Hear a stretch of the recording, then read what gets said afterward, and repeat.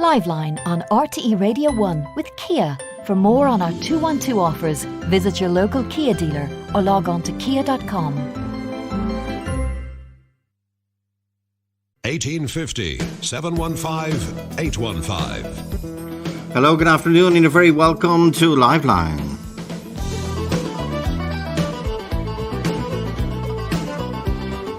And Joe at RT.ie. Anthony Hall. Anthony, good afternoon. How's it going, Joe? How are you? Good. Well, thanks for having me on. Yeah, thanks for coming. Was this day last week? You say you came home and your house was gone. My house was gone. Disappeared. Yeah. Disappeared. Yeah. And was there anyone down the banks of the Grand Canal, and it was just gone. And was there anyone standing around the spot where your house once stood, saying, "There it is, gone"? Yeah. All the boating community down in Lowtown Boatyard in Kildare, basically standing around, and I came down the bank. They were kind of all just staring at me, and I, just for a laugh, I turned around to the lads and I said, "How's my boat doing? Is it gone?" And they was like, "No, it's actually gone." But it was a houseboat. You lived on it. Yeah, I was living on it. Yeah. So tell us. Well, describe it to us first. Okay, so it was a pontoon houseboat, something I built myself. Okay. They had them all over the UK, had them all over Amsterdam, all that kind of stuff.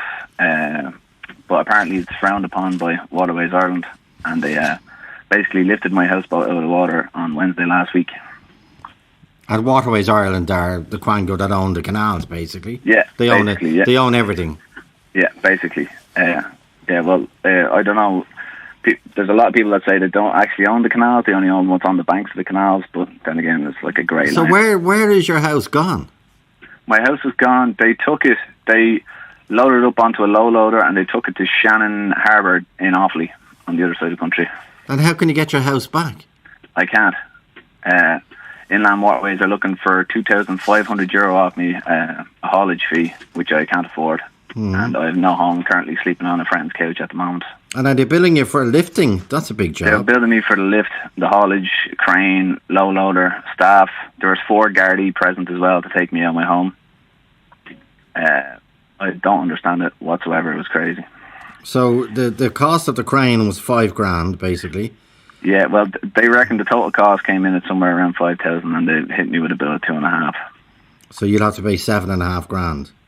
Well, no, they want 2,500 off me, but for me to get my boat home or anywhere near me, it's going to cost me like another haulage fee. So you could be. But you can't. 4,000. You will not be permitted to return to structure any navigation managed by Waterways Ireland. Yeah, so they won't give me my boat back unless I've paid the fee. So my boat is now in a compound over in Shannon Harbour. And they'll keep it for a month. They keep it for a month, otherwise it gets put up for a legal tender or destroyed. So, yeah. Now it is a beautiful structure. I don't know if we tweeted it yet, but it is very well made. It's not your trade. Yeah, no, it's the first time I ever built a boat. It was kind of a lockdown project. Yeah. What happened was I was living at home due to personal circumstances. Anyway, I moved out, stopped renting, moved home. Then the pandemic hit. Yeah. So I was like, right, I was living with my mum and dad, so I said, look, I don't want to be living with my mum and dad when there's a pandemic on. So I was kind of living on friends' couches and stuff like that. And then I kind of took it in my head to build a boat, like a way out of, the renting and the housing crisis. So I was just like, no, I can't do it. I can't afford it. I was like, I'll put my last few quid I have into building this houseboat. So I found this big hay shed out in Ballateague, and I started building it in the depths of winter. And I got it to a place where I felt like happy with it. It's good. It's nice. It's structurally sound. The feedback I've had about the house has been fantastic. And so I launched it, floated perfectly. There's not a problem with it. And then, Waterways clearly had a problem with it. And Anthony, how is it floating? It's floating on 220 litre barrels. They're the big blue barrels. They're the big blue drums, yeah. Yeah, drums. But you can't see the blue drums. I built this sheet metal around it. It just looks like a normal hull of a boat. But it's can it move? Perfect. Can it move? Yeah. I came under 3 bridges on a lock on the way down to where it was. Can it move Can it move of its own volition? Have you an engine on it? No. See, that's the thing. Waterways Ireland came down to me. 2 authorities from Waterways Ireland came down to me and they said, "Oh, lovely boat. Congratulations, you've done a great job." I was like, "Oh, thanks very much. You want to come on in?" Invited them in, the whole lot. They asked me, "Are you living on it?" I said, "Yeah, I'm living on it." They said, "You've done a great job, amazing." I said, "Look, I know there's a standard there's a mooring fee you have to pay. What everyone else in the country pays for living on the canal is €126 a year." I said, "A year, yeah." That's not bad. Is it €2 well, a week? You're not actually legally allowed to live on the canal, but there's hundreds of people living all over the canals in Ireland. Is there? But waterways have kind of set a precedence with that kind of thing, So I just figured, look, I'd shoot my shot and build a boat and put it in. And what's on? There many rooms on the boat? It's one big bedroom, bathroom, and a kitchen dining room. And heating? Yeah, I have a solid fuel stove with a back boiler, running a few radiators and stuff like that. Yeah, it's well built. And sanitation and plumbing? Yeah, well, that was all going to kind of be chemical toilets and all that kind of stuff. But they have facilities there in Lowtown Boatyard to deal with all that kind of thing.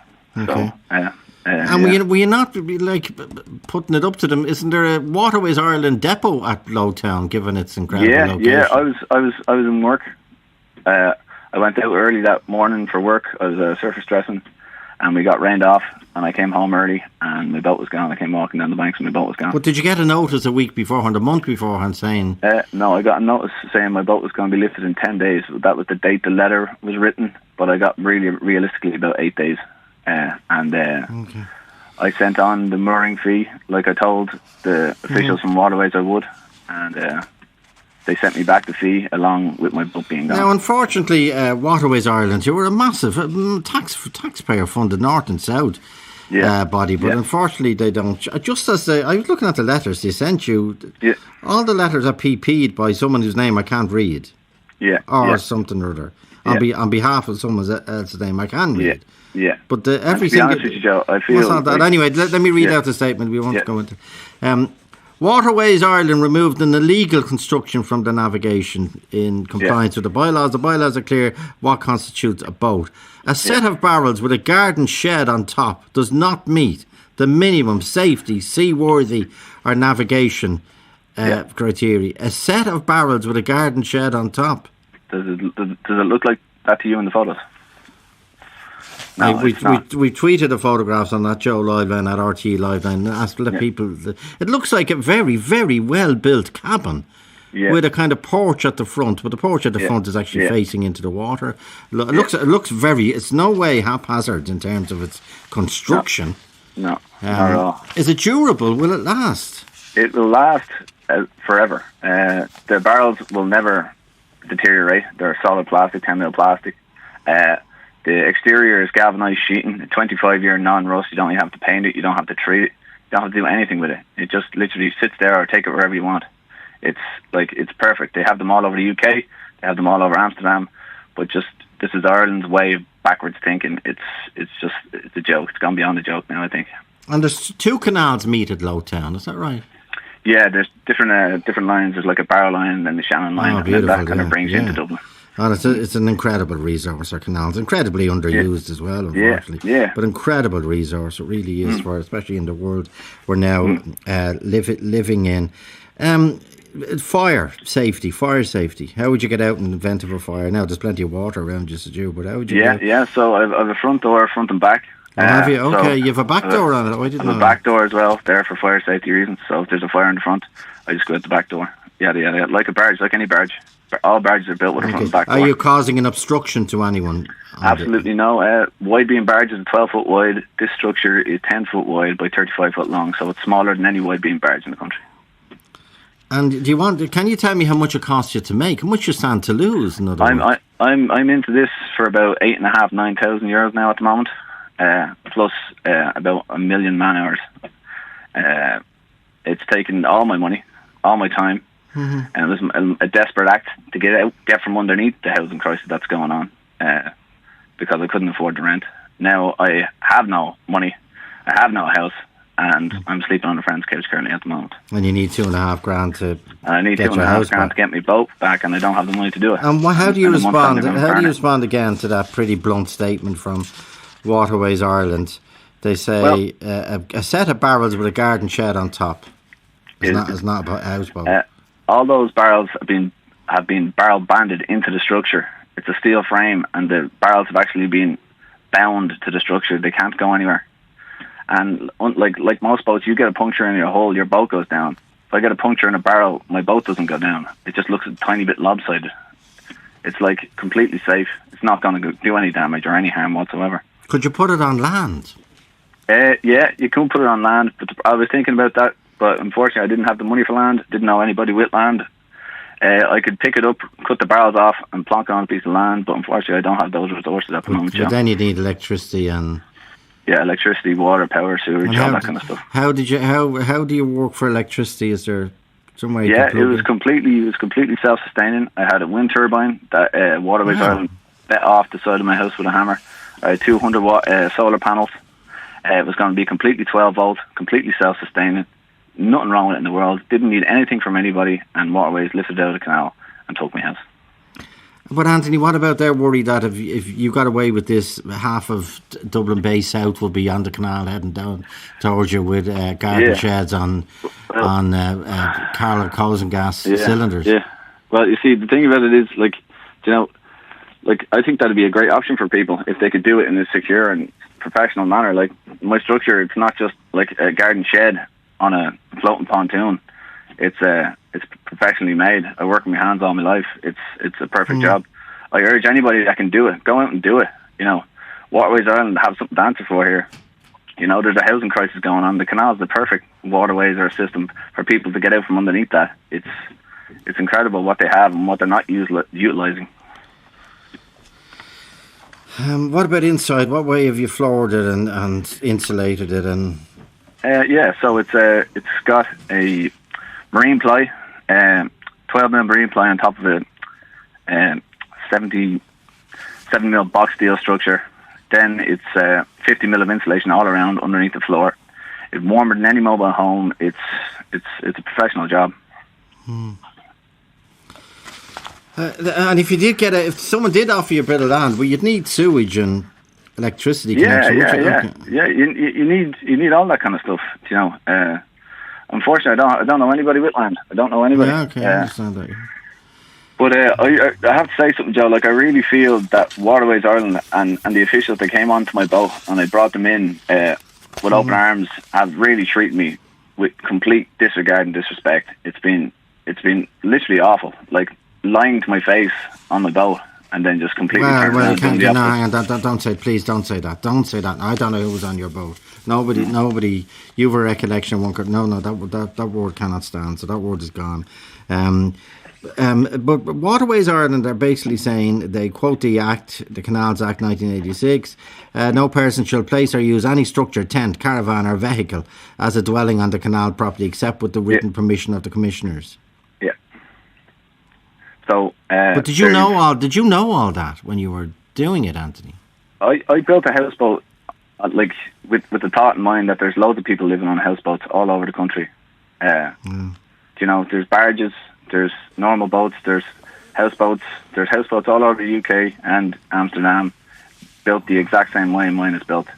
I just think it's backwards thinking on Waterways' behalf, and it just makes no sense, 0 sense.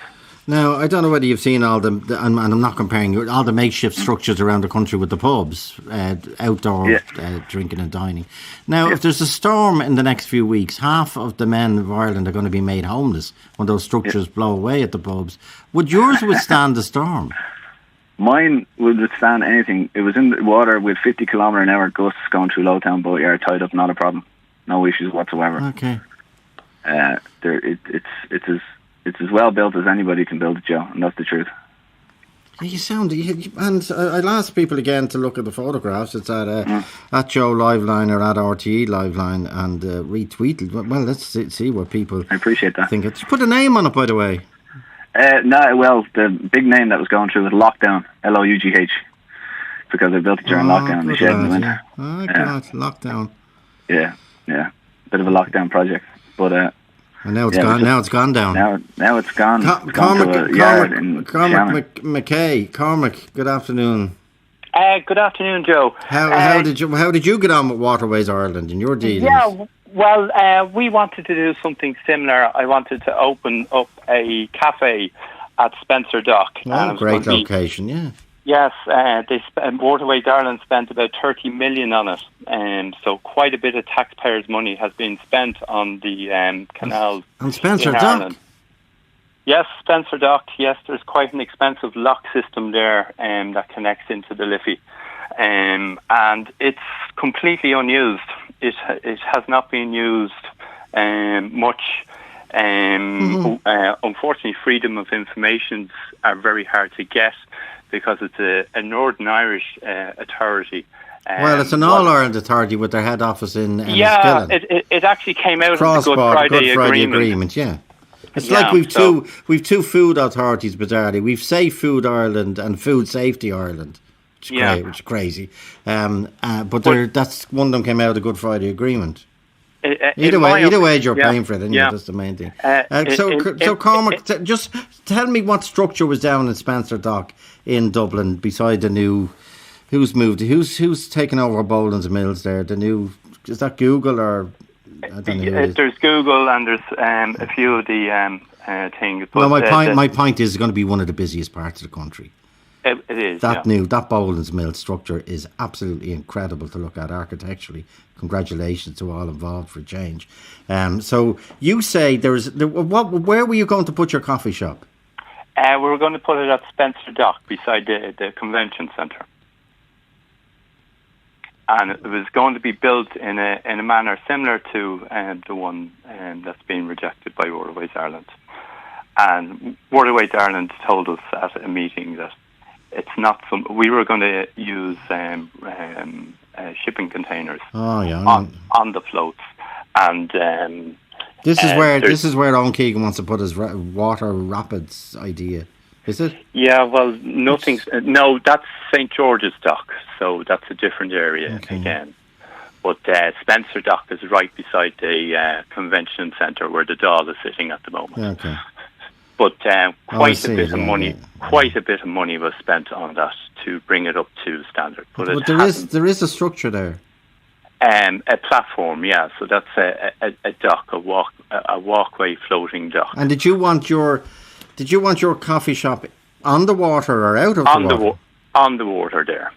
Okay, and it's beside those two. I don't know the name, but those two lifting bridges, those really iconic lifting bridges that they're operated by water. I think it's the weight of the water lifts them. That's right. And you can get into the dock, and then when you discard the water, they drop down again. Ingenious. I think they're the only two left in the country. They're magnificent to look at, so they should be preserved. Unfortunately, now they don't work, but there is still a lock system there to allow boats to get from the canal onto the Liffey, and you'd go under that lifting structure, bridge. Yeah, the lifting bridge. Okay, so where's your project now? Well, Boaty McBoatface unfortunately did not go anywhere because Waterways Ireland were just too difficult to deal with. And it was going to be quite a significant investment for myself. And hang on, when you say Waterways Ireland is too difficult to deal with, are you telling me that Enniskillen has control over Spencer Dock? They would do, yeah. Now, they do have an office in Dublin, and they have a director of business development in Grand Canal Dock. But business development in the Republic of Ireland along the waterways has been quite considerably lacking, in my opinion. And in my opinion, Waterways Ireland have contributed to the housing crisis that we have because they're not allowing people to live on the canals. And Ireland has great canals. So much for an outdoor summer. Yeah, but I mean, this is an ongoing issue. I mean, it came up in the headlines last year where people living along the Grand Canal in Dublin were threatened with their boats being lifted. Yeah, we had them on here loads of times, and then people with intents were moved by a number of organisations. Dennis Horgan, stay with us. 51551 my chance. Dennis Horgan is a retired barrister. Dennis, can you throw us a life buoy? Yes, I was practicing on the southwestern circuit down in Kerry, and I am familiar with one particular case. I wasn't involved in it, but I was present in court, and it was dealt with before the late Mr. Justice Barr, who was in charge of the Admiralty Division of the court cases at the time, and he was delighted to come down on circuit and hear this by way of an appeal. That particular case involved somebody who had brought over a landing barge from England, had disassembled it, and had welded on wagon pipes and metal pipes with ropes hanging off them to get involved in mussel culture. And during a storm, it broke loose and it drifted off down the bay.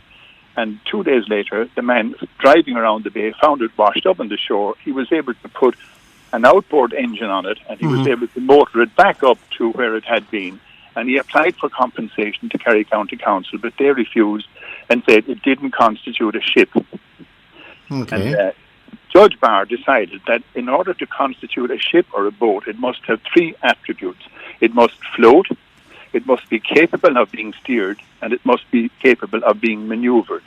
Now, the man that you're talking about there, just because he had flotation barrels underneath, it seems to come within all the definitions. It seems to float. I'm sure it can be maneuvered, and I'm sure by putting an outboard engine, maybe he has an engine on it already, but by putting an outboard engine on a bracket, it can be steered. So, let's stay with us, Dennis, please, and let Anthony answer those points. They're really strong points. Can it float, Anthony? Yes. Well, certainly. But, can it be steered? I'd just like to say, when I was talking to the two deputies from Inland Waterways, I explained to them that I was only getting on my feet and I was only trying to make my way and all that kind of stuff. And they said to me, is there going to be an engine on it? I said, yes. I said, there is going to be an engine on it. Is it going to be able to steer it? I said, yes. And then they wished me luck. They said, And I said, I'll pay the fee. No problem. They said, take your time on it. We know you're only getting on your feet. There's no rush with that. All that kind of stuff. I'd let them know exactly what was happening. Told them exactly what the score was with engines and steering and all the rest of it. But then, still again, 8 days later, my boat was lifted out of the water. But was it steerable and manoeuvrable at that time when it was removed? At that exact time, no. Not with an outboard engine. You're very straight, you're very straight. Dennis Horgan, what do you think? I still think it wouldn't cost an awful lot for him to take some legal advice, because that particular case in Tralee referred to an English court case called the Mac. Now, it's years ago since that case was heard, so my memory is pretty vague, but the Mac was an English sailing ship, and that also dealt with the attributes of what constitutes a ship or a boat. I don't know what was the finding in that case. It's just so long ago since I heard it. But, look, all he had to do was, you can get an auxiliary motor bracket, and you can have it screwed onto the back of that boat in 10 minutes. And you can mount an outboard on it. So even if that's exactly what I told you, you could do it very, very quickly, to come within that definition. And then what you'd have to do at the back, Anthony, is you'd have to build a little bit of a platform so you could see over your roof for that was all worked out. Okay, you've an answer for everything. But I just think in the current climate, Joe, making people homeless for the sake of I'm telling Waterways, and they're agreeing with me that I'm going to have an outboard engine on the back of it, but they don't hear it. They know I'm living on it. They arrive up to take me out of my house, and the current climate we're living in, I just don't think that's acceptable whatsoever. Insofar as, do you know legally what could they have done if you were on or in your house, as you describe it, when they arrived? What was the purpose of the Gardaí? I presume that the Gardaí were there to take me out of my home. That's the only reason I can see that the Gardaí were there. Okay. Cormac and Kay wanted to come back in. Joe at RT.ie. Cormac, your point, please. Joe, you can actually live on the canals, and there is people that live on narrowboats, traditional narrowboats on the canals.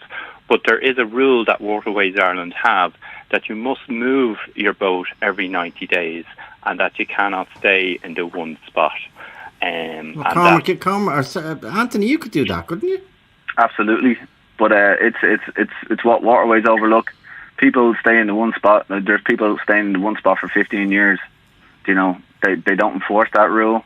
But then, but does that not invalidate your argument that they don't mind people staying on the waterways? Yeah, but they don't. I just feel completely discriminated against at this stage. It's Dennis Horgan, you mentioned, go back to Dennis, the retired part. You mentioned the Admiralty courts, which are there, from the 14th century. Do we still have one in Ireland? We do, and at that time, Judge Bobby Barr was in charge of it, and whenever he sat, he would always have an Admiralty bell on his desk. So instead of the traditional gavel, he would tinkle his bell. But he was the expert. I think he was involved in sailing himself as well. And who was our Admiral? Who was the High Court judge that's now comprises our Admiralty Court when needed? I actually don't know because I'm retired. I don't know. I don't know at the moment. But we have an Admiralty Court in Ireland. Well, it would be referred to as an Admiralty division of the High Court.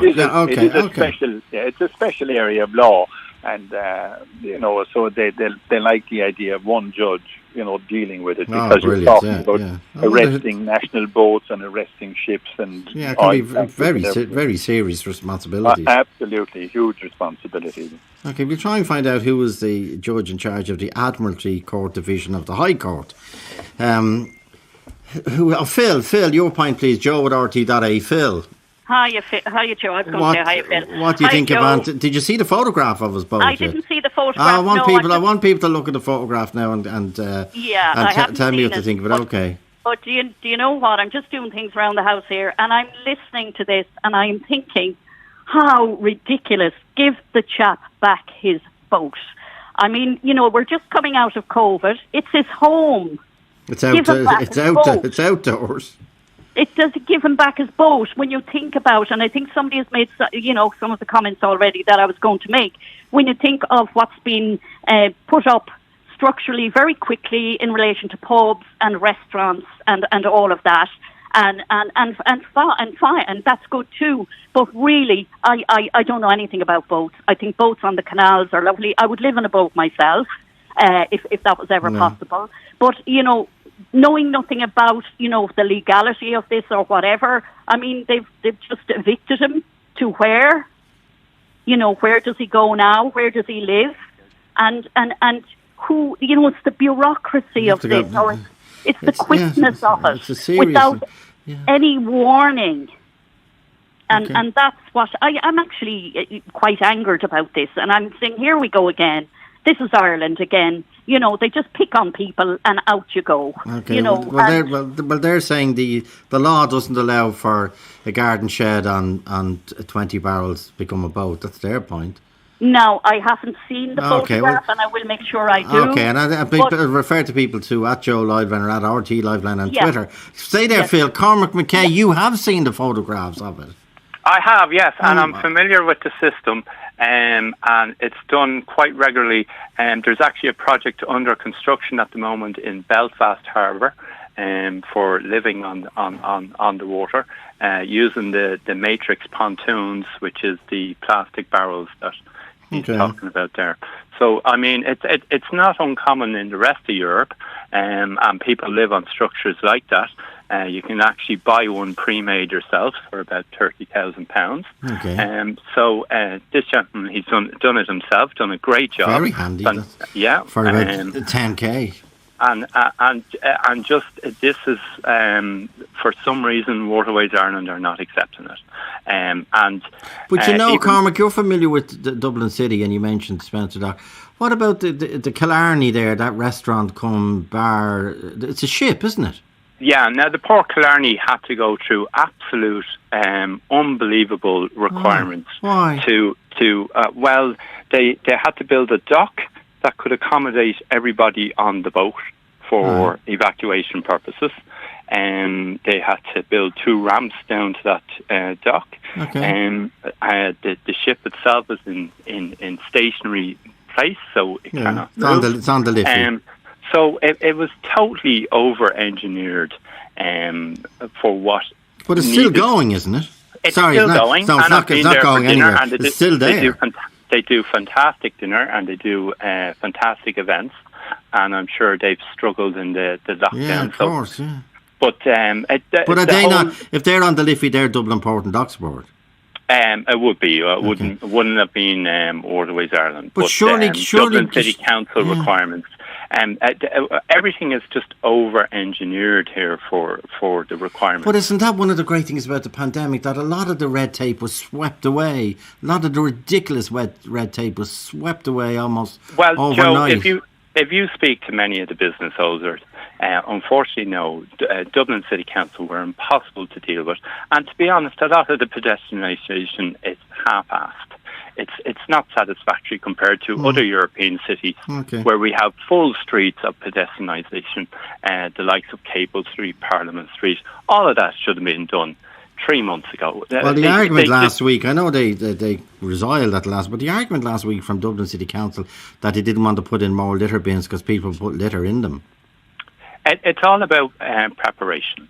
And as our great footballer said, fail to prepare to fail. And we failed. And unfortunately, businesses now, I'd be highly disappointed with Dublin City Council if I was a business owner in Dublin City Council, Dublin City, because they're struggling and they're going to struggle. Even with the open, it's going to be a struggle, and they could have done with all the help they could have got. But given that we're told one, like Limerick and indeed Dublin, is now pivoting towards the sea, given the incredible developments all along the quays north and south, Grand Canal Dock, the Harry's Cafe and Restaurant, the Board Gosh Energy Theatre, all the different restaurants around there, Milano's and Eli and all that carry on. We are pivoting towards the sea, so why wouldn't they encourage... Well, Joe, the crux of the problem is housing and the housing crisis. They've built a gorgeous tower there down on the docks, and it's half empty. And people just can't afford $3,500 a month. But there might be a few Google and... Yeah, but how long can the owners afford to keep it empty? Well, in my opinion, they're deceiving their investors and saying they're going to be getting this money at some stage. Well, maybe they will. Yeah, okay. Yeah, you take it by it's an incredible tower. Why is it empty? But it was. Yeah, but I mean, there's other apartment buildings being deliberately left empty as well. And I made a complaint to the Competition Authority personally myself, and that complaint was not recognised. And what was your complaint? My complaint was that they were deliberately keeping properties empty. Why? Well, they're manipulating the price of property and rent. And there's no incentive for them to reduce the rents. They could afford to keep them empty if they want. Yeah, but how long can they hold their breath for on and not renting them out? Well, until there's rules put in place. They have to keep them. Stay with us, Cormac. Back after this break. Joe at RT.A 515 more John. Talk to Joe on 1850 715 815. Talk to Joe on 1850 715 815. The story is one man on a boat. Well, it's not one man on a boat, according to Waterways Ireland, who owned all the canals. They say it's one man and a garden shed on top of a few barrels, and he... Anthony Hall built it during the lockdown. It's his home now. Well, sorry, it was his home. How many nights did you sleep in it, Anthony, before it was taken? I was there a couple of months. Oh, yeah, okay. The interior wasn't perfectly finished. What I was doing was I was going to work, I was coming home. Yeah, okay. I was chipping away at it in the evening time. They have showers and facilities and stuff like that in Lowtown, so I was kind of using them. And it was going to be called Lockdown, Lough in Lowtown. Yeah. James Smith, you've seen the photographs. Is it, in your opinion, James, is it a garden shed on a few barrels? I wouldn't say that at all, Joe. No, I would call it. Looking at the two pictures here on Twitter, I'd call it actually a work of art. Well, fair play to you. You must be thrilled with that, Anthony, are you? I am absolutely delighted. I have to say, it is a credit to you. Thank you, million, man. I must say to Waterways Ireland, cop on and leave the man, build a life on the water. If that's what he wants to do, good and well. He's not interfering with anyone. He's providing for his own. He's self-sustainable. Mm-hmm. No problem whatsoever. It's actually, you know what, you should be proud of it. I honestly say that you should be really proud of it. Thanks a million, man. I appreciate that. And I have to say, that comment by Waterways Ireland, me as a homeowner, who I wouldn't know what is involved in building a boat or anything, but I found that very derogatory and very condescending, I have to say. Yeah. And it's a boat. Really? What you're saying as well, James, what you're saying, and I want to pick up on it, is that you or I couldn't build anything that floats, could you? I couldn't. I certainly couldn't, Joe. And I'm handy, but I'm not. I wouldn't be that good. Now that is, to me, that is a work of art. Thank you very much. I really You're appreciate very welcome. that. And best of luck. I really do hope Waterways Ireland changed their mind with this. Okay, and thanks, James. But Anthony, like, why did they spend $5,000? Which they're now saying they don't want back. They want a moving fee back of $2,500. Yeah. But why would they spend? Which to me is a realistic figure. Why would they spend $5,000 on hiring a crane and going through all the logistics? It's a big operation, lifting your. Very big. And by the way, did your structure stay in one piece when it was lifted? It was absolutely perfect. Well, it was like the day I lifted it into the water. Well, then it's not a garden shed, is it? No, absolutely not. I have all the photos of it being lifted into the water and all sorts of stuff. You can have a look at them yourself. Now the boat is slightly damaged when they lifted it, but you said you had a wind turbine on it. I had a wind turbine. I had an 800 watt wind turbine. I had 200 watt solar panels going down to a 4 battery bank, a completely self-sustaining 12 volt system already hooked up. But they took my wind turbine down with a hammer, and they lifted my boat and they bent the metal structure and the hull. But it's just been mad. I didn't see this coming. I thought I'd be able to deal personally with Waterways Ireland. I tried to, and to no avail, unfortunately. Okay, I'm told the photographs of lockdown. With an OUGH are on Instagram at RT Radio 1 and Facebook at RT Radio 1. Okay, Anthony, what's your next move? Oh, sorry, no move. What's your next challenge? My next challenge is to try to get it out of there and find somewhere to store it until I can get all this moved. But the real problem is, Joe, I don't have any money to get it out of there. So it's going to cost you big money to move. I'm going to be upward to $4,000 between paying the waterways fee and trying to get my boat back all the way across the country to where they put it. I don't know how I'm going to manage it. If anybody out there has any ideas, please let me know. Well, you need a low loader. You need someone to lift it. Yeah. I need a low loader, a crane, something that's capable of lifting 4-ton weight. Is it insured, by the way? I was on to an insurance company at the time before they lifted it. They said it's definitely going to be insurable. They were talking to UK companies because there's no Irish companies that deal with that kind of thing. They were going to insure it with a UK company. But then I didn't go through with the insurance because my boat was taken out of water. So, okay, I had someone on my screen there. He's gone. Is he back again? Connell Carney. You there, Connell? Come in, Connell. There, Connell Carney. Hello, Joe. Good afternoon. How are you? Good. Did you see the photographs? I did see the photographs, and congratulations to the boat builder, Anthony. Anthony, Brigadier Anthony Hall. Connell, well done, Anthony. But you see problems. You see problems with it, Connell. Well, I'd love to check with Anthony. Has he the dimensions? Do they meet the navigable bridges and locks of the Grand Canal? Because it looks rather high, and what I would have an idea of width and length of a barge that would be capable, or indeed a boat that could be through the locks on the Grand Canal. Anthony? Okay, so it came under 3 bridges and a lock to get to where it was. Oh, wow. All the canal bridges are dimensionally the exact same size. Now, did you have Anthony, did you have the superstructure already on it when you went through the bridges? Yeah, everything, as you see it in the photos. The only thing that was different is the wind turbine. That was higher, but I put that on a bracket, so anytime it moved, I could lower the wind turbine and it would go under any bridge in the country. Well, wow. I mean, have you checked the draft on all the bridges on the Grand Canal? Because they do vary. Yeah. I've measured, you know that? Like, I literally went to nearly every bridge in the country with a measuring tape. Myself and my brother went around. Oh, really? Wow. And did you check the width and length of some of the locks on the canal? Because they were built by different engineers, so the width, would you believe? So my boat is 10 foot wide. Lock? What was the shortest lock on the canal? I didn't measure the locks, but I know the wide beam barges that are built for the canal system in Ireland are 12 foot wide, and my structure is 10 foot wide. Oh, 10 foot wide, absolutely, you're fine with that. There's no problem with it. And Connell, are you an expert on the canals? Well, I would like to think. Brilliant.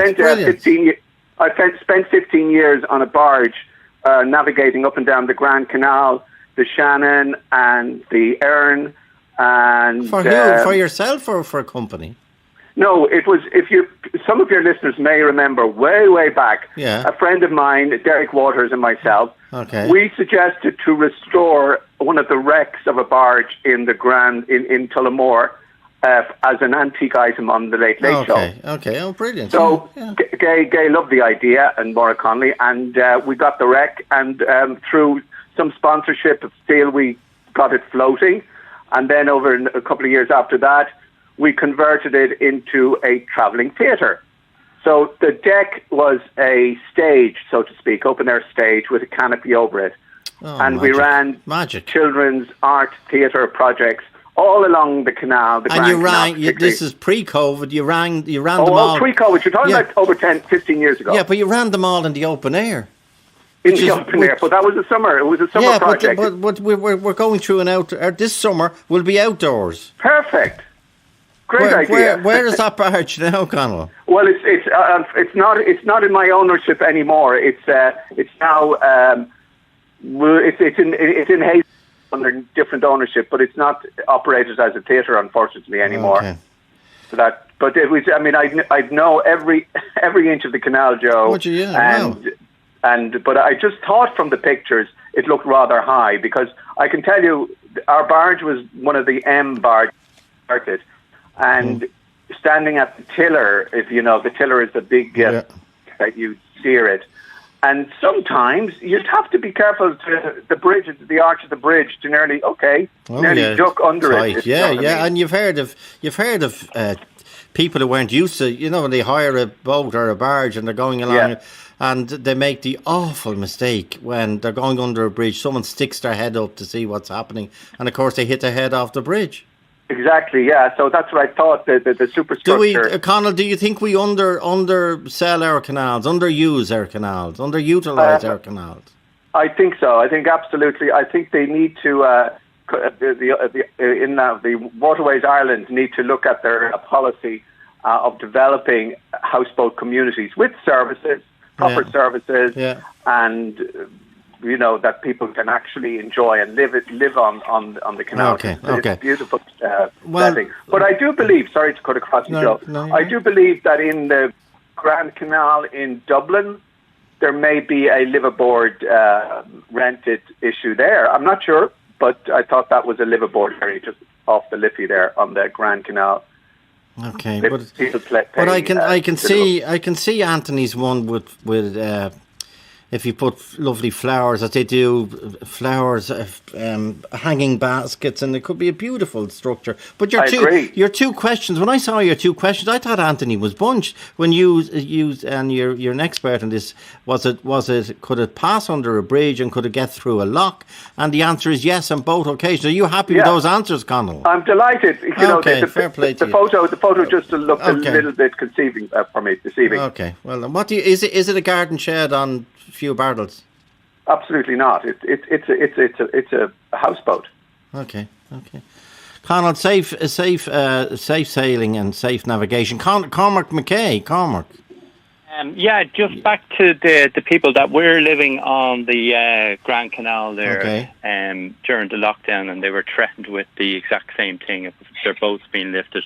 The minister, Super Junior Minister, Malcolm Noonan, he was the Minister for Heritage, and that's whose Waterways Ireland is under. Yeah, but he's fairly proactive, in fairness to Malcolm. He's a Green activist now, Green TD. But like the last time we raised an issue on the canal up near Spencer Dock, he dealt with it that afternoon. So much stuff happens here, but he dealt with that afternoon when somebody was being asked to leave. He put a stay on it anyway. I presume that the person is still. But anyway, maybe he'll see this. I was actually talking to Malcolm. Sorry, Joe. Oh wait, okay. God, Anthony, is there anything you haven't done? Go ahead. And what did he say? Came about. I wasn't actually talking to Malcolm personally, but his team. Okay. Yeah. And his team were, in fairness to them, they were really trying for me. They were keeping the communication, but unfortunately, Waterways gave me such a short time frame that there's nothing that could be done on their behalf, is what they were saying. Okay. They gave me 8 days. It's hard to get anything done in 8 days. Never mind get your own structure lifted out of the water. So, but in fairness to Malcolm and his team, they were trying for me. Okay, do you want to stay on board, Anthony, for the conversations that moves on to Lorna Campbell and Drogheda? But Lorna, you're talking about trying to buy a first home. What? Tell us your story. Yeah, so we have been saving since kind of last year. Sorry about that. Okay. And we're kind of in a position now where we are actively looking to buy houses. So we've been to view houses, and we priced the house back in April. We weren't really interested in it, but we drove past at the weekend, went into the building site just to have a look, and we got talking to the builder. Mid-April, we got an email with the price of this house, and it was $295. When we went on site to see the house, it was up to $325. So in the space of about 6 weeks, it jumped 30,000 for the exact same house, same square footage, everything. And it's kind of a continuous pattern that we've been seeing since we've started looking this year, is that every time more houses are released, they're up by 30,000, 40,000. Wow. And obviously it can't just be in our area in Louth, it must be all over the country. But our kind of point is, where is it going to stop? We're going to end up back where we were 5-10 years ago, with prices inflated for houses, people ending up in negative equity and not being able to sell their homes because they've paid through the nose for houses that aren't going to hold their value. And Lorna, did they say why it went from went up 30 grand? Yeah. It went up 10% in the space of a few weeks before it was even sold. Before they were even sold, yeah. So they told us that the cost of labour and materials have driven the prices up so much. Yeah, but what we're kind of thinking is, should there not be some type of a regulatory body who can cap the price of a new build when it meets certain criteria, like certain square footage or certain amount of rooms, or to a particular grade? Apparently building material, you hear that everywhere, building materials have gone up dramatically during the lockdown because of the reduction in, well, the other companies suffer from, a lot of, I would say, from Brazil. They're ravaged by COVID, so that means there's a lot less people in work. That means a lot less people on the docks, etc. It's a whole rich tapestry that keeps the world going. So there is shortage of materials, but that's what they're saying. It's gone up in price because of the cost of building materials and labour as well. But I had someone kind of chatting to me, and she was like, "Oh, my boyfriend works in construction, and his wages haven't gone up." So to say it's the cost of labour, kind of, it's not really a relevant point. But also what we're finding with the estate agents is, when they're releasing houses, that a lot of the houses are already gone before it kind of gets out to the stage where they're releasing it to people who are on the list for interest. And we're kind of just struggling at the point where we're going, look, how are these houses already sold when nobody has been made aware that they're even available? It's demoralising, isn't it? It is, yeah. We're just kind of at the stage where we're like, do we buy a house now because we're scared that we'll end up in negative equity? Or if we wait for another 6 months, the house could be another 50,000, 60,000 on what they already are. Like, where does it stop? Like, when do the government step in and say, like, we can't have this happen again with the prices of houses? Stay with us, Lorna, because Andrew has contacted us. Andrew, what part of the country? Hi, Joe. I'm up in Dublin at the moment, but unfortunately the prices up here are just crazy. So myself and the wife, and we have 2 little kids, we went down the country to look for a house. So we seen one that we liked on Thursday. We fell in love with it. Nice schools for the kids, and put our offer in on Friday, and another family liked it, so we had a little kind of back and forward. We got the good news on Friday evening that we were the highest bidder. The owner accepted our offer, and it was sale agreed. So that was all great. We gave our deposit on Saturday, and we celebrated, and we were delighted, and everything we have is going into this house. So even we cancelled our holiday down the country because, like, literally everything's going in. So then we got a phone call on Tuesday saying that someone else has come in with a higher offer and gazumped us, and the owner of the house is accepting that. So in the space of a couple of days, for us having like a new future and being all excited to having absolutely nothing, and it's all legal. So Andrew, you bid 215. We bid 215, and the offer was accepted. Verbally or whatever, but yes. Well, with no contracts were signed, and so nothing we can do. I couldn't believe it. But when it went to 220, Do you think that's what it went to? Went up 5? Well, that's what the estate agent told us, that apparently they got an email on Sunday saying that they have come up to 220, and the owner of the house obviously wants more money, so he accepts them. Yeah, but did the auctioneer, he or she, did they say to you, "Do you want to bid again"? Yes, they did, but like we were totally maxed out. I understand. To the extent of us like cancelling our holiday. Do you know what I mean? It's just I just couldn't believe it, and I've never ever heard that word being used again. Like I was looking online at furniture and thinking what you could do with the garden, and looking at schools. And it was in where Gorey. It was, yes. And the funny thing about it was on the market in February for 179, and then they took it off, and then it went back up to a couple of months later to 199, and obviously then sold for 220. So like we just, first time buyers, we don't have a hope, and if we do have a hope, it can be taken away straight away. It's just, I just can't see any end to it. You're saying the price of that house went up over 20% in the space of 3 or 4 months? That's correct, yeah. Wow. Lorna, come in, Lorna. Yeah, we're all kind of in the same boat with this happening everywhere. But house prices are jumping 20% in 3 or 4 months, which means 100% in every 15, 16 months at that rate.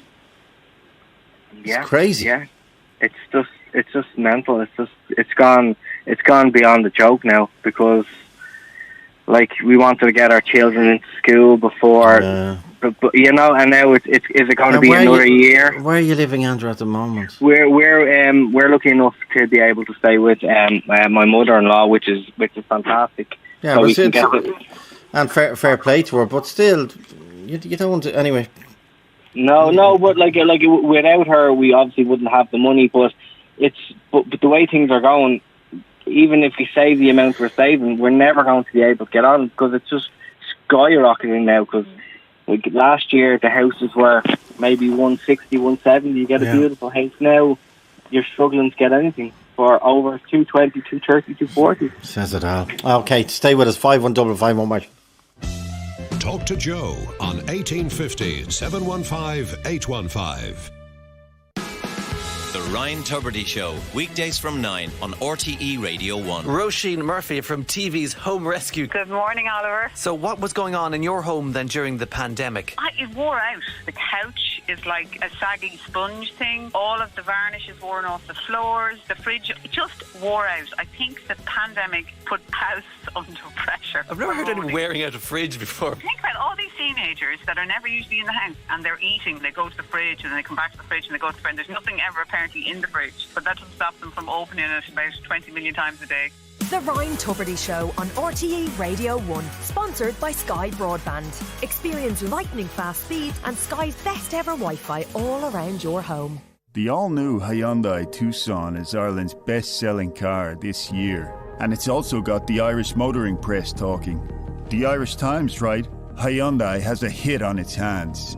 The Irish Independent says, a daring revamp that pushes the boundaries. The Sunday Independent write, it's a massive step forward. And the Sunday World say, the new Hyundai Tucson is absolutely amazing. The all-new Tucson, Ireland's best-selling car, now available in diesel, hybrid and plug-in hybrid. Visit your local Hyundai dealer today. Best-selling car this year as based on most recently published monthly figures. Liveline on RTE Radio 1 with Kia. For more on our 212 offers, visit your local Kia dealer or log on to kia.com. Talk to Joe on 1850 715 815. And Joe at RTE. Back to the issue that started the programme. Anthony Hall has built a structure. It floats. He's placed it on he built it with his own hand. Placed it on the canal. We've tweeted photographs on that, Joe Liveline, RTE Liveline, and Instagram and Facebook. And the Waterways Ireland said you can't leave a garden shed and a few barrels there. Get rid of it. He couldn't or didn't, and Waterways Ireland came up with a crane and they lifted it, and now they clamped it effectively, but they moved it to their shed down in Shannon, and they now want $3,000 from Anthony, plus a guarantee that he won't go back on the water. Would you give that guarantee, Anthony? Well, yeah, I would. I wouldn't be happy about it. Yeah, it's a funny. Surely, like what happens does it get lifted again? Yeah, but surely a government quango can't be judicial and say we want to guarantee that you won't break the law again. If you break the law again, you face the consequences. Yeah, exactly. But Waterways Ireland aren't judge and jury. But anyway, stay there. And Pat, good afternoon. You have a few questions for Anthony. Yeah, Joe. Thanks very much. Yeah. I had a look at the structure there, Joe, and it looks lovely, but it doesn't really look like a boat. I wouldn't say it looks like a garden shed, but it doesn't look like a boat. It looks like a floating house. And, when you see boats, and I'm out in Castlelock, there's loads of boats there. When you're navigating, you've got 360 visibility. You can look left, right, ahead, behind you when you're going through locks. I can't see that there. But I actually think the biggest probably reason Waterways Ireland have done this, because if people are able to build structures on the canal, we'll end up with a worse case than having a housing problem. We've a sewage problem. We've all sorts of problems. And Waterways Ireland only allow you to moor your boat, and you can live on it over 90 days in a year. You can't live on it permanently unless you're in Grand Canal Dock, where they have facilities, and up on the Shannon. And I think, I don't think there should be boats on the canal for people living, but I think Waterways Ireland have to put in a whole lot of infrastructure to make them healthy, Do you want to address those questions, Pat? Or Anthony, sorry, Anthony. Yeah, well, first of all, if Waterways really realistically had an issue with me doing what I was doing, they should have came at it with a professional manner. They've evicted me out of my home in less than 8 days. Whether or not people believe it's a boat or it's not a boat, I mean, it's floating in the water. It's going to be able to navigate the canals, came under 3 bridges and locked to get to where it is. But could you see behind you now and in front and around you and everything that? Yeah, that was the plan. How could you? I can't see it by looking at the picture. Well, the plan was a bracket on an outboard and a deck and the deck at the front. But again, I told Waterways the situation. I told them there was going to be on it. They said, "Congratulations, well done. Looks great." And then, without warning, 8 days later, my boat was gone. Waterways what does your permit allow you to? How long does your permit allow you to stay on the canal or live on it? Or the permit was the standard CMP permit, which everybody has, €126, and that allows you to be on the canal you can't be moved within 5 days, or you can go up to the next one up. It's 256, and that's 90 days. But general consensus that everyone on the canals pays 126. And they basically live on the canals where they are. They're not disturbed or moved. Right. And are you saying, Pat, I don't know whether you've seen, even on Google Earth or whatever I was looking at this morning, Lowtown. I never heard. It's beautiful. Absolutely beautiful. Yeah, where a number of tributaries meet. But it looked like there was a lot of boats and barges. Now, how can I know whether they're permanent or not? But it seems a lot of them were moored there. Yeah. A lot of boats get stickered. It happens in a lot of places around Ireland, Joe. It's part of the issue is Waterways Ireland haven't got facilities. But just because it doesn't have facilities, that doesn't mean everyone can, go along and moor a boat and live on it. It's, because I think there's a sewage issue. I saw an article in the Irish Times yesterday about a guy. He has a shower, he has a washing machine on his boat, he's everything. I mean, I don't know where that water is going out of the washing machine or the shower. I don't want to think about it either, Joe. Okay, wastewater, Anthony. Wastewater. Yeah, it's a holding tank. I'll put a holding tank, and it's the middle barrel under my porch, which can be emptied. That was the plan there. I was all plumbed up and ready before I put it into the water. Sewage, septic tank, and then that gets disposed of in Lowtown Boatyard. They have facilities for that. Okay. And how long do you have to empty that, or how do you move to empty that? Oh, you're not in a row. You just literally, it's a little tank underneath the toilet, and it has a handle on it. You walk it down the bank, and Lowtown have a facility there for you to dispose of it. Right, but and the guy in Castlelock with the washing machine, where's he doing it? I haven't a clue. No, he's none of my business. I think, see, that's what I think is that there's no regulation for these things, so it's very hard to work around it. But it doesn't look like your deck is very low. Are they worried about water overflowing into the boat? No, not at all. I have. Like if another boat passes you and it created a swell, would that wash water up? No, absolutely not. Well, because most boats they have the deck covered by the side of the boat, the water tank over. I have a foot of clearance between the top of the water and the bottom of my boat. Okay. Pat Murphy. Yeah. Thanks, Pat. Pat, thank you indeed, sir. Pat, sorry, one more question. Have you, Pat? Well, no, I just said thanks. I just said I think this thing needs to be regulated by everybody. Yeah. So. Okay. More after this break. 51551 with John. Talk to Joe on 1850 715 815. Joe Duffy. Talk to Joe on 1850 715 815. Back to the houseboat over the river, not the river, the canal. A houseboat over the river. Quite Pat Murphy. Pat, well-known mariner and round the world seascaper. Pat, have you seen the photograph of this? I have, Joe. I've seen the photograph, and I must say the structure looks terrific, but it is not suitable for the water, for the canal, on a public waterways. Why? No way. Why? Well, first of all, to manoeuvre it, you can't see. Okay, build a structure to look over the top of it. Yeah, at the back, and stand up and... Stand up. Look at how high you'd have to stand up to do it. And a lot of barges not like that. No, not that high. Barges are not that high. But you remember the Guinness barge used to go from Victoria Quay down to the... They weren't that high. They didn't have that height on it at all. Well, they had to... They were so high, they had to...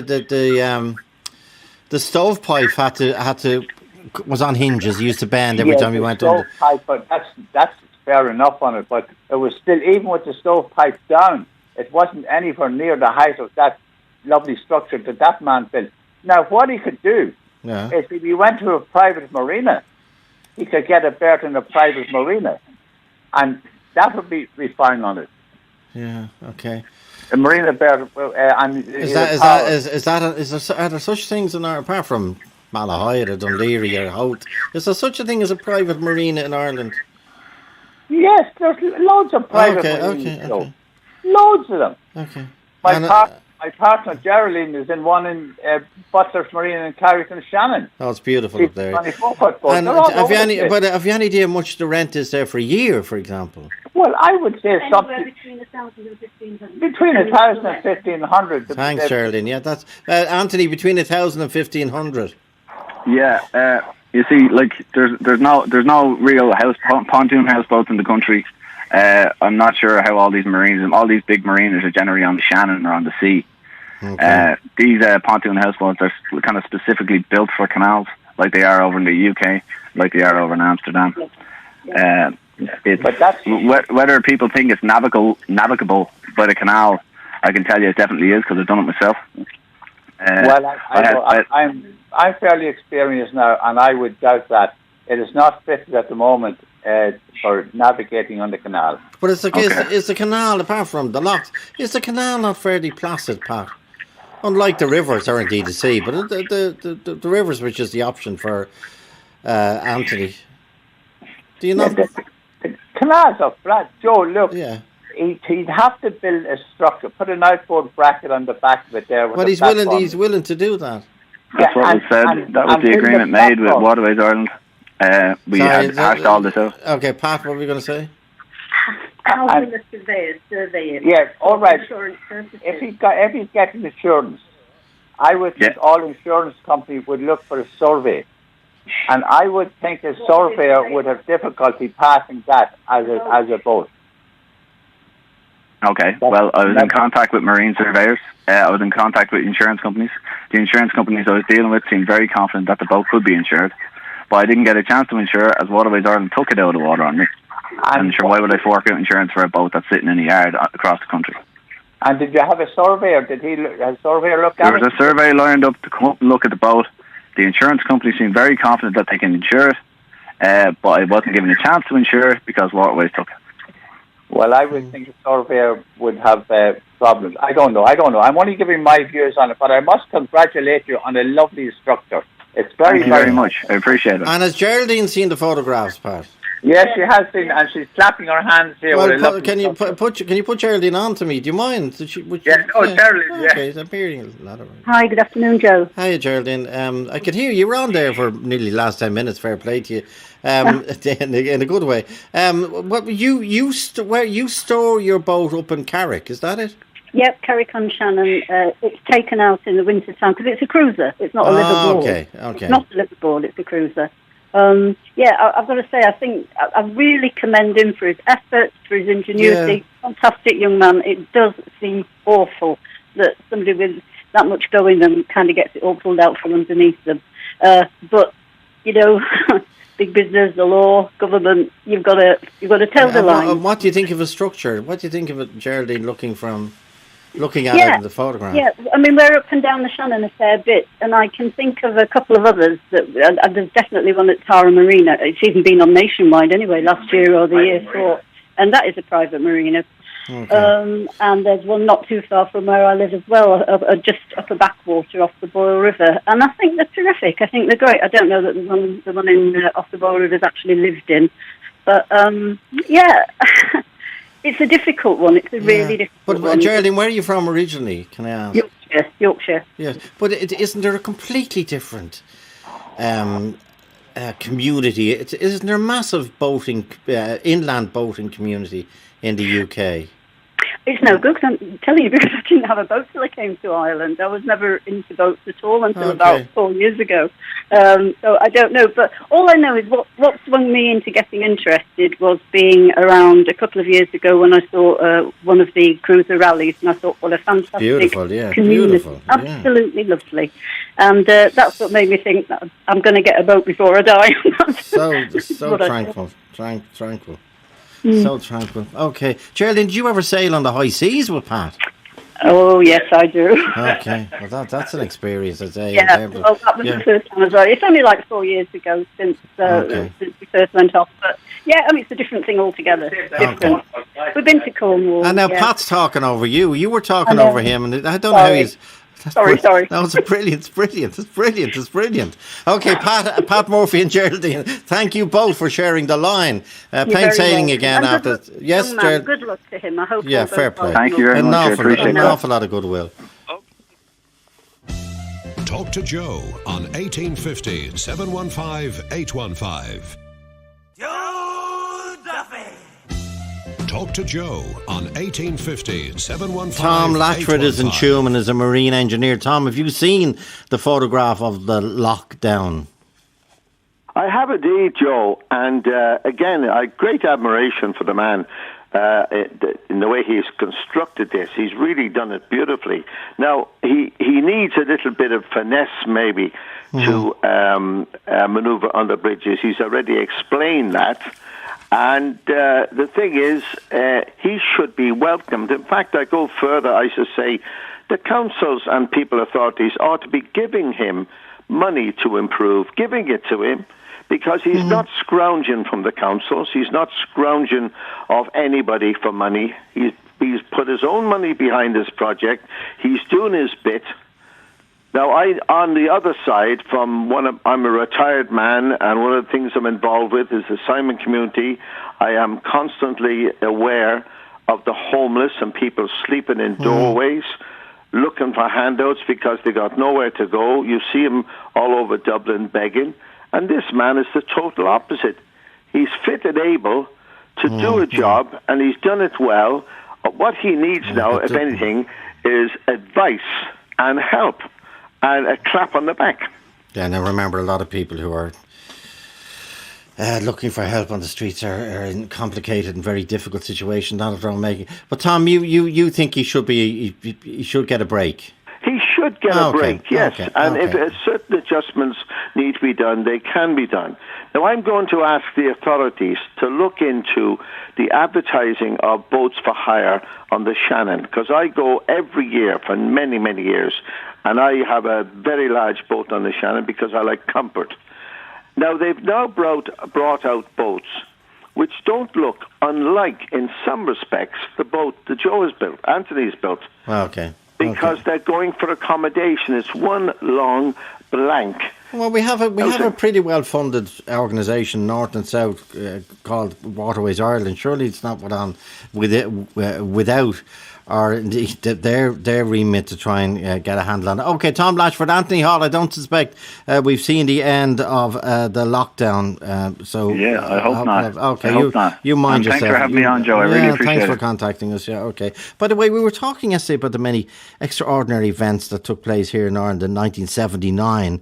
Charlie Bird was telling us that story. No one ever heard about the foot and mouth ransom demand of $5 million. And inevitably, sadly, we didn't get to touch on everything. But one woman contacted us yesterday after the programme, Bernadette Ryan, and she pointed out, I'd known about this, but the date would have eluded me.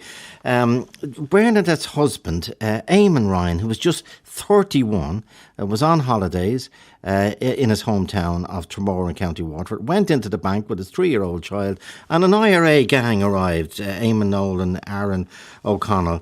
And I think my memory is Eamon was lying on the floor trying to protect his 3-year-old. Everyone was told to lay on the floor. And the 3-year-old might have moved, and father helped his 3-year-old. And he was shot dead by the IRA in that bank in 1979. So we remember Eamon Ryan and indeed his widow and the children that he left behind. Back tomorrow at 1:45. Shannon Gorman producing. Ray Darcy's next. Liveline on RTE Radio 1 with Kia. For more on our 212 offers, visit your local Kia dealer or log on to kia.com. 1850 715 815 stays open until 3:15 p.m. or email joe@rte.ie.